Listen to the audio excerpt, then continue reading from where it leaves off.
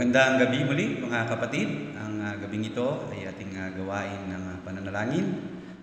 Sa ating pagsisimula, tayo muna ay sandaling manalangin. Amang Diyos, manalakila at makapangyarihan sa lahat, sa kagalakan muli Ama, ang pinagkaloob sa amin sa gabing ito upang magkaroon ng ganitong gawain, isang malayong pagkakataon upang kami makalapit sa inyo sa gawain ng pananalangin. Maraming salamat Ama sa maghapon na kalakasan, pag-iingat, paggabay sa bawat sa amin sa pagkakalob ng mga pangailangan. Sa gabing ito ay patuloy naming pinagkakatiwala sa inyo ang gawain ito, maging inyong lingkod, gamitin sa gabing ito upang hayag ng inyong salita, tuloy nawa na ang inyong dakilang pangalan, ang aming maitaas at mabigyan ng kapurihan sa aming kalagitnaan. Lahat ng ito aming dalangin, papasalamat sa pangalan ni Jesus. Ating pagpapatuloy sa ating gawain sa gabing ito, tayo ay umawit. Awitin po natin, Tell It to Jesus.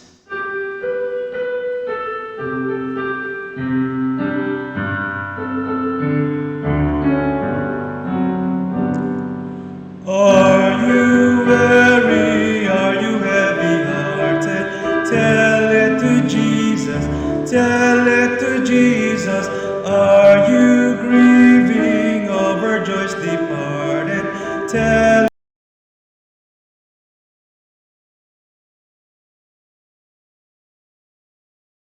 it to Jesus. He is a friend that's well known. You've no other such a friend or brother. Tell it to Jesus alone. Do the tears flow down your cheeks and bead it? Tell it to Jesus. Tell it to Jesus.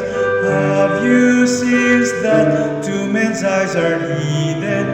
Tell it to Jesus alone. Tell it to Jesus. Tell it to Jesus. He is a friend that's well known. You've no other such a friend or brother. Tell it to Jesus alone.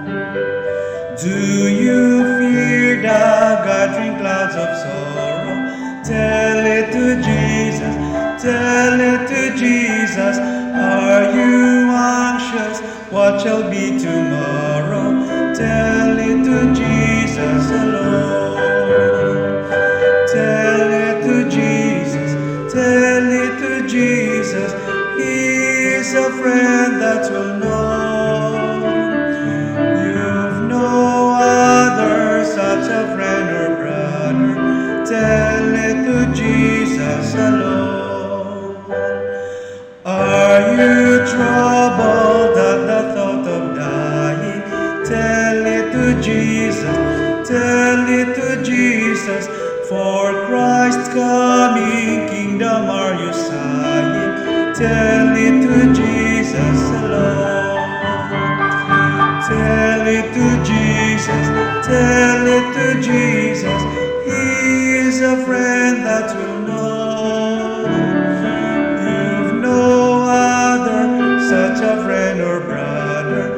Tell it to Jesus alone. Ngayon po, ihanda natin ating pusat isipan sa pakikinig ng salita ng ating Panginoon.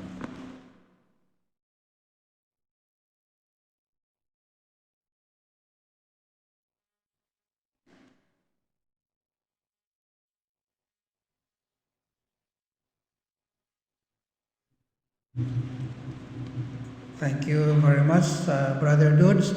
Maraming salamat sa ating inawit ngayong gabi na Tell It to Jesus. Na dalhin natin sa Panginoon ang ating mga kabigatan, lahat ng ating kahilingan sa Kanya. At sa ating Panginoon, may nagtatanong, pwede bang manalangin na diretso sa ating Panginoong Hesus? Pwede. Pwede pa nga manalangin na diretso sa Banal na Espiritu kung ang ating kahilingan ay merong kinalaman sa gawain ng Banal na Espiritu. Pwede tayong magsabi sa Panginoong Hesus na maraming salamat Panginoon sapagkat ikaw ay namatay sa krus at ikaw ang aking tagapagligtas. Hindi maaaring sabihin yun sa Ama sapagkat ang Ama hindi naman nagkatawang tao at hindi naman siya namatay sa krus. Kaya pwedeng manalangin sa Ama, pwedeng manalangin sa Anak, pwedeng manalangin sa Banal na Espiritu, depende sa gawain at kahilingan natin sa ating Panginoon. Ngayong gabi, ang ating pag-aaralan po ay sa Mateo 26, Matthew 26, 36 to 46. Hindi ko na babasahin lahat, basahin ko na lang ang mga talata na ating tatalakayin sa passage na ito. Matthew chapter 26, 36 to 46. At ito ay Jesus' prayer before His arrest. Ang panalangin ng Panginoon bago siya inaristo ng mga sundalo ng maraming tao sa pangunguna ni Judas doon sa hardin. Ang kanyang panalangin na ito ay pagkatapos ng kanyang panalangin sa upper room, ang tinatawag natin na high priestly prayer of the Lord. So after that, siya ay pumunta doon, nakasama ang kanyang mga alagad.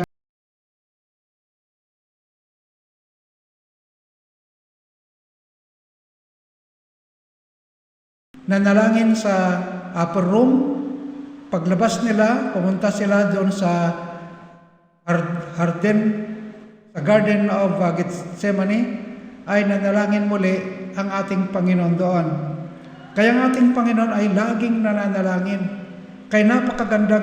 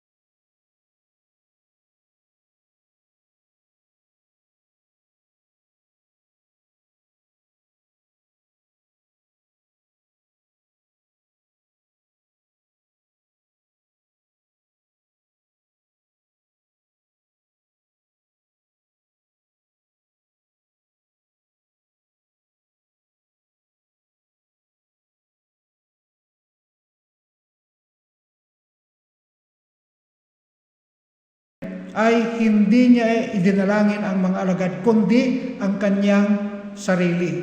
Sapagkat ito ay paghahanda na ng kamatayan niya kinabukasan. Marahil ang gabing ito ay Huwebes na ng gabi.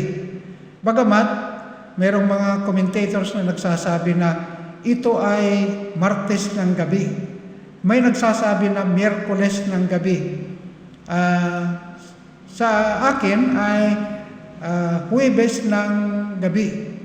At ang ating Panginoon ay ipinako ng Biyernes ng umaga hanggang mga 3:00 ng hapon. Hindi na natin pag-usapan kung anong gabi yon, anong araw, basta alam natin na siya ay nanalangin.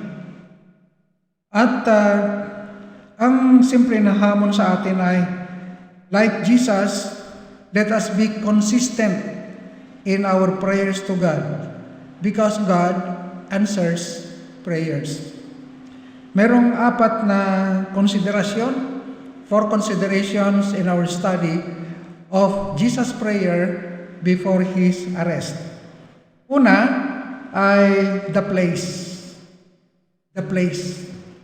Basahin ko ang verse 36. Nang magkagayoy, dumating si Jesus na kasama sila sa isang dako na tinatawag na Gethsemane. At sinabi sa kanyang mga alagad, magsiupo kayo rito, samantalang ako'y pumaroon doon at mananalangin. Kaya the place of His prayer is no other than Gethsemane. Ang Gethsemane ay ibig sabihin oil press. Doon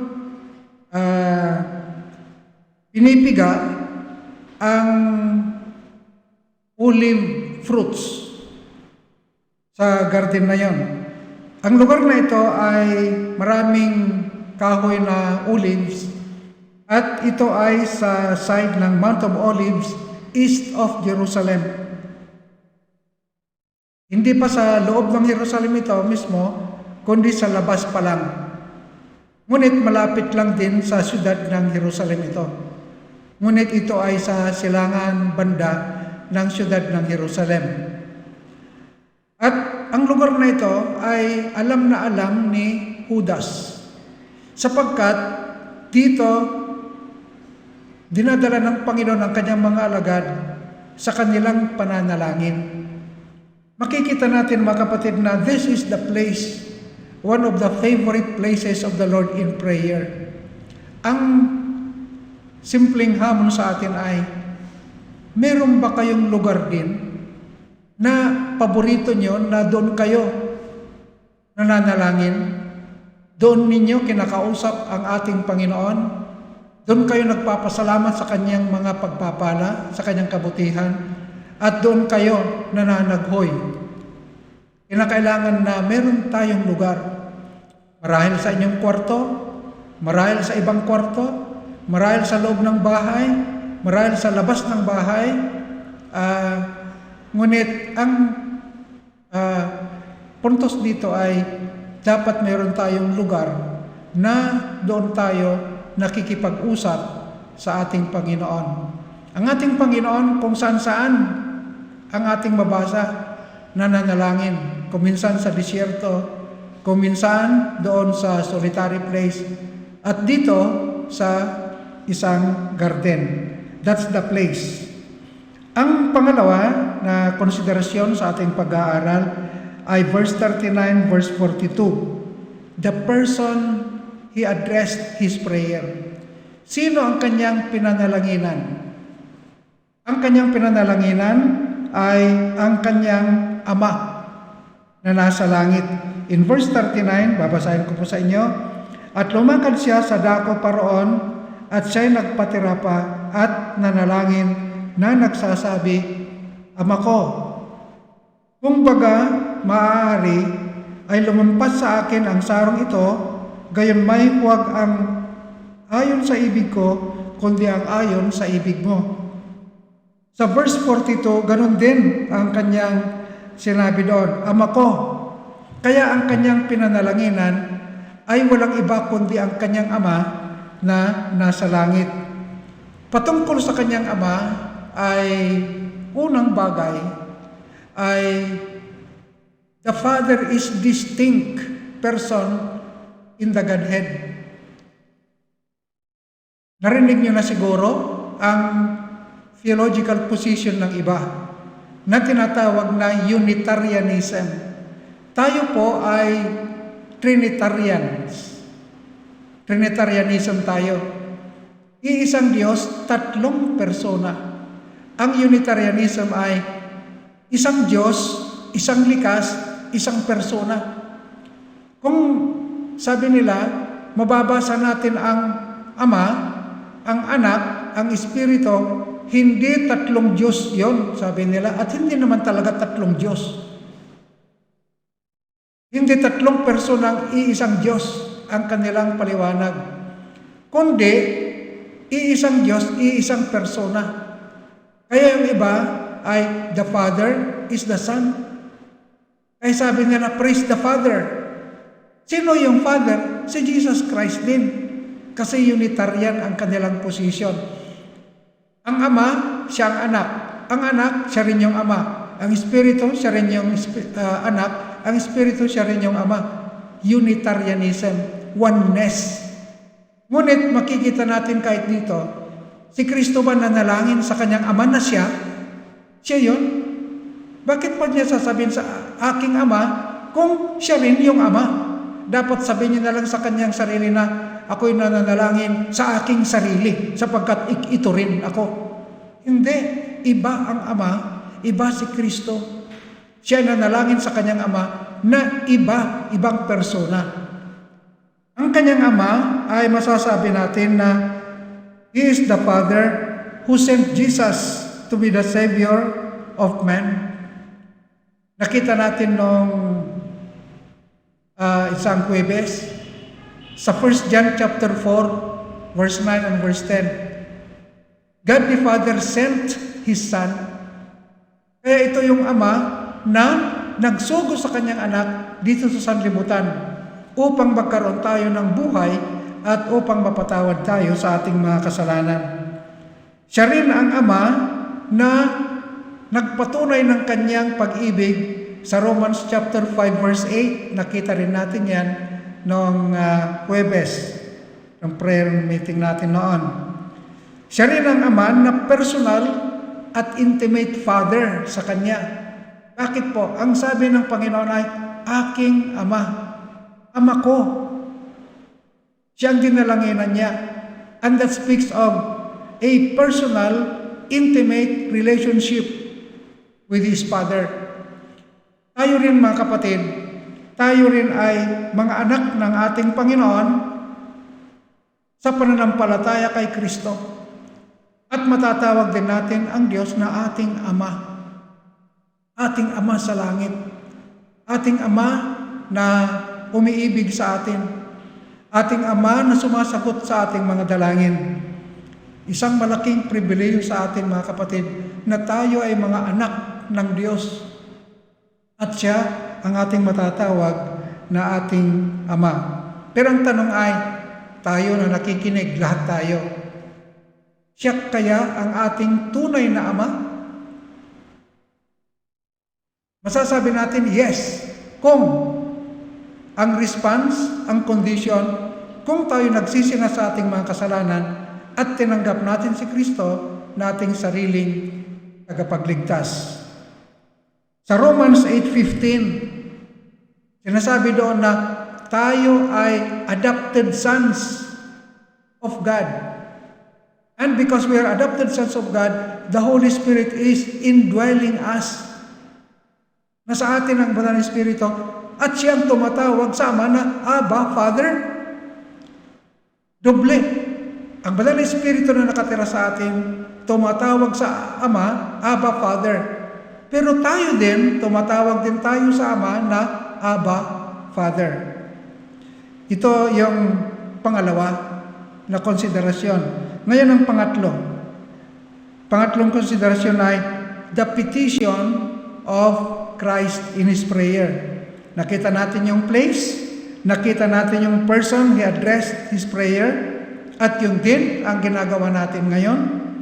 At number 3, the petition in His prayer. Bababasa natin sa verse 39, verse 42, at saka verse 44. Letter A, mayroong tatlong bagay dito patungkol sa kanyang petition o panalangin.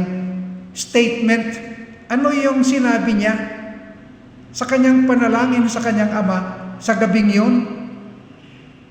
At sa 39, 42, 44 ay simple, let this cup pass from me, but your will be done.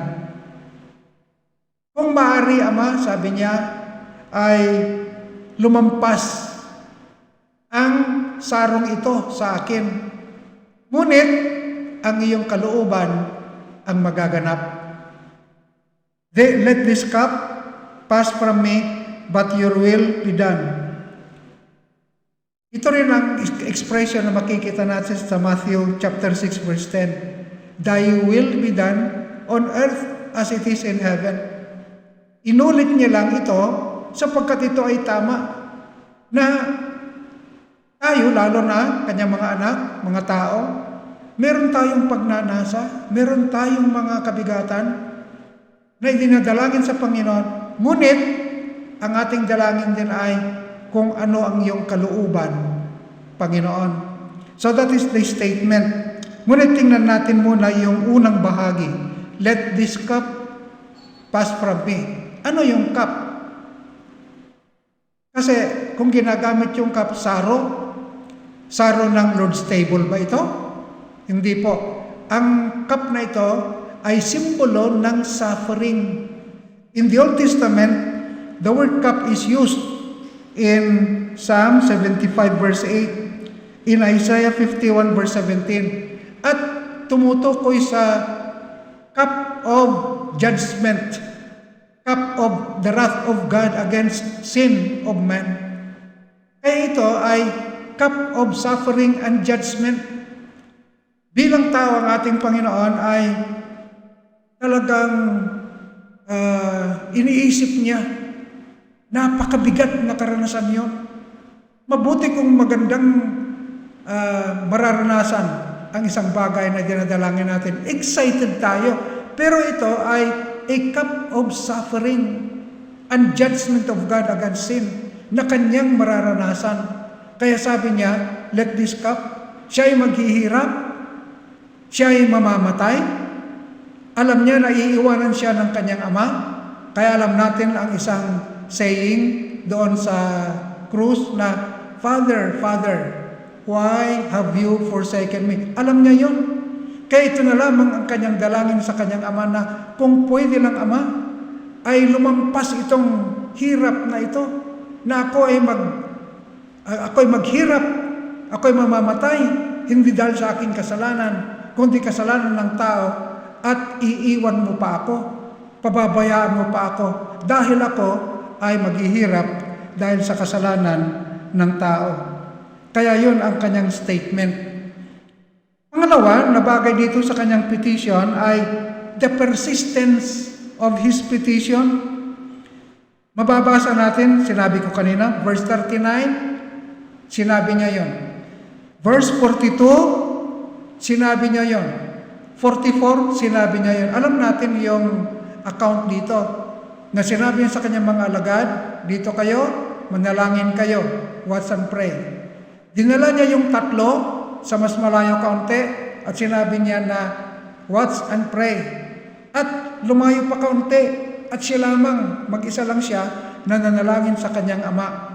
Pagkatapos yung unang session, bumalik sa kanyang mga alagad at natutulog sila. Ginising niya sila at sinabi, watch and pray.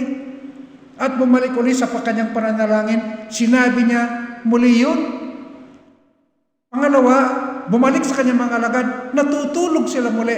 Ginising niya sila at sabi niya, watch and pray. Pagkatapos lumayo siya, nanalangin muli. Pangatlo, bumalik uli at sabi niya sa kanyang mga alagad, matulog na kayo. Matulog na kayo. Pagkatapos lumayo, yun din ang kanyang sinabi, 3 beses. Kaya sinabi ko, the persistence of the Lord in His petition. Sinabi niya na paulit-ulit, pareho lang na mga statement yon. You know, persistence is not unbiblical because the persistence here speaks of sincere and devoted heart. Kung inulit-ulit niya yung parehong panalangin niya sa kanyang ama, nagpapakita ng kanyang tunay, sincero na puso sa kanyang kahilingan, na talagang ang kanyang pagnanasa sa kanyang pagkatao ay lumampas ang kahirapan. Ngunit, sinabi niya na, let your will be done. Ang letter C. Ang pangatlo na bagay dito, ano ang focus ng kanyang petition? Nakita natin yung statement, nakita natin yung persistence, patuloy yung kanyang paghihingi, na pwede natin gawin yun hanggat hindi pa natin nakukuha ang kasagutan ng Panginoon. Ngunit ang pangatlo dito ay, ano yung kanyang focus? Hindi yung unang bahagi ng kanyang panalangin na, let this cup pass from me. Kundi ang focus ng kanyang petition ay, but your will be done. Ang inyong kalooban, Ama, ang mangyayari. Ano ang kalooban ng Panginoon, ng kanyang Ama? Ang kanyang kamatayan dahil sa kasalanan ng buong sanlibutan na maghahatid ng kaligtasan sa lahat ng tao. Kaya ang tao, dahil sa kanyang kamatayan, ay maaari nang maligtas. Ngunit, mayroong condition din sa kaligtasan ng tao. Bagamat siya ay mamamatay para sa lahat ng tao, ay epektibo lamang sa mga taong magsisisi sa kanilang kasalanan, talikdan ang kanilang kasalanan, at tanggapin ang Panginoon sa kanilang puso at buhay. Ito yung kanyang focus. Ang tanong siguro sa atin ay, ano ang focus ng ating mga dalangin? Yung gusto natin? At pinipilit natin ang kamay ng Panginoon upang ibigay yung gusto natin na kahit alam na natin na hindi tama, pinipilit pa rin natin. Mag-ingat tayo. Alam natin sa Psalm 116 na the Jews in the wilderness ay mapilit ang kanilang paghingi ng karne at nagbigay ng Panginoon. Ngunit sa kanilang ikasasama, alam natin na ang mga Israelita, maraming namatay sa kanila. Kaya mag-ingat tayo kung meron tayong hinihingi na hindi gusto ng Panginoon, hindi niya kalooban, pinipilit natin, baka ibigay ng Panginoon sa ating ikasasama. Ngunit dito ang focus ng Panginoon, gayahin natin ang kalooban ng Panginoon. Kaya tingnan natin kung ano ang kalooban ng Panginoon. At ang panghuli sa ating pag-aaral, the prescriptions of the Lord in His prayer before His arrest. Ang kanyang order, ibig sabihin, ang kanyang instruction.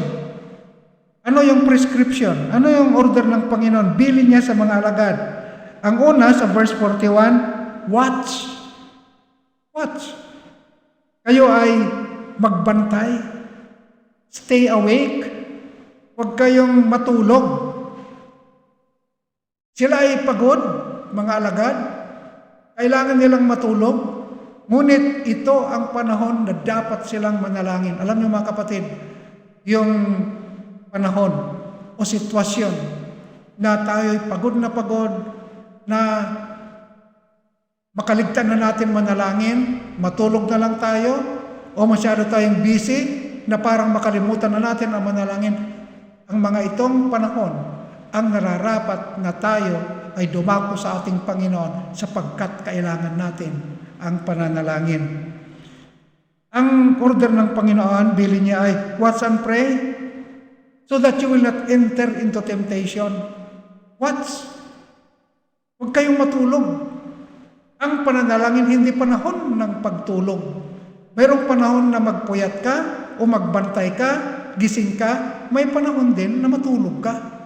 Pero itong panahon ito, alam ng Panginoon ang kailangan nila.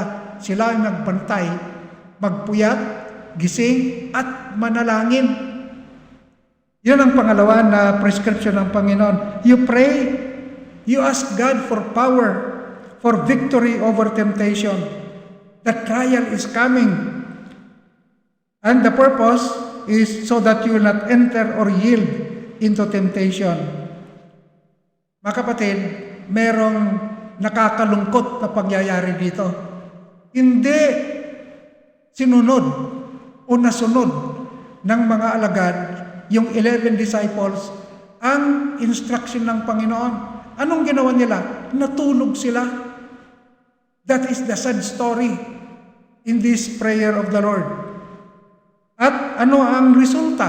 Tingnan natin ang resulta.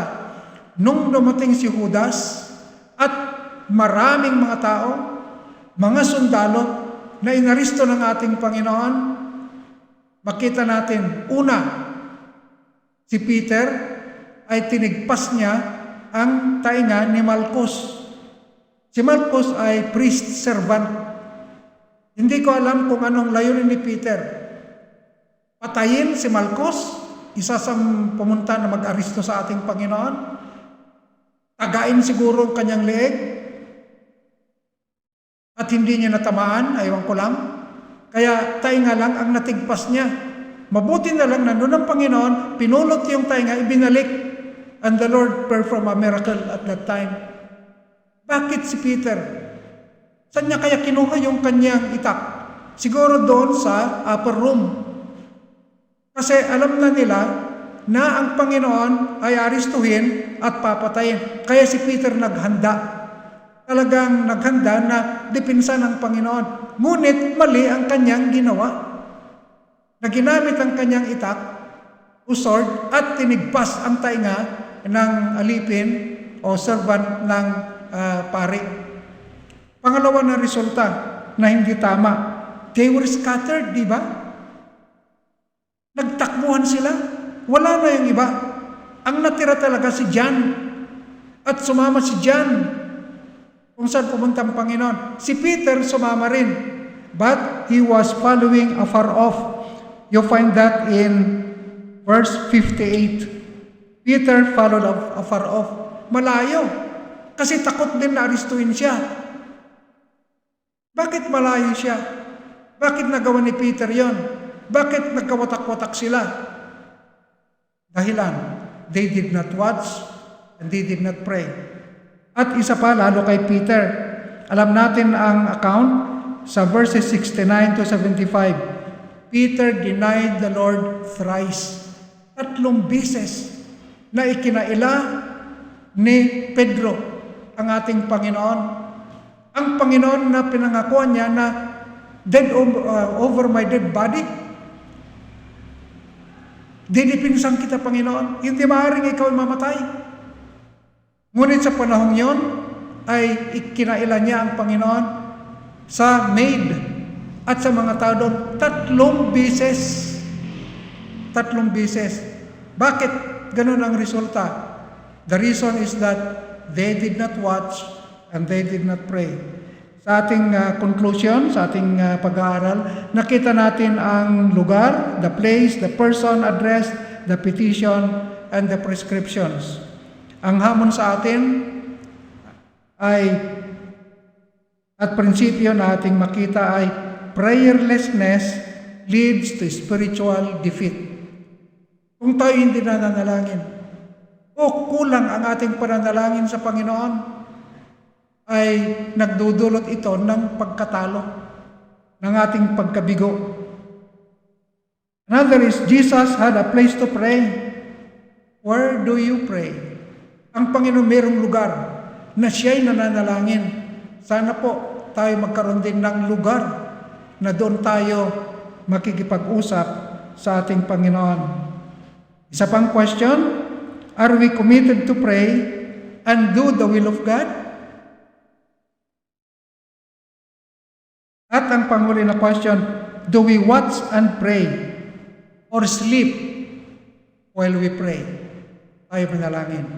Dakilang Diyos, maraming salamat sa aming pag-aaral muli. Maraming salamat sa inyong salita. Ang Panginoon ang aming halimbawa na sundin.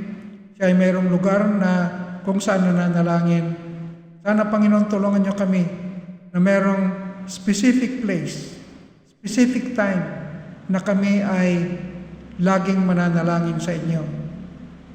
Kung walang pananalangin, kung kulang ang aming pananalangin, kung hindi kami nagbabantay, ay matatalo kami sa aming kaaway. Papasok kami sa tukso. Ngunit ngayon, Panginoon, tulungan niyo kami sapagkat napag-aralan namin na prayerlessness will result in spiritual defeat. Kami sana, Panginoon, ang aming dalangin ay laging nagtatagumpay sa kalaban, sa sanlibutan, sa mga bisyo, sa anumang masama, sa tukso, sa pamamagitan ng aming consistent na pananalangin. Pagpalain niyo ang iyong salita sa aming puso sa pangalan ni Jesus.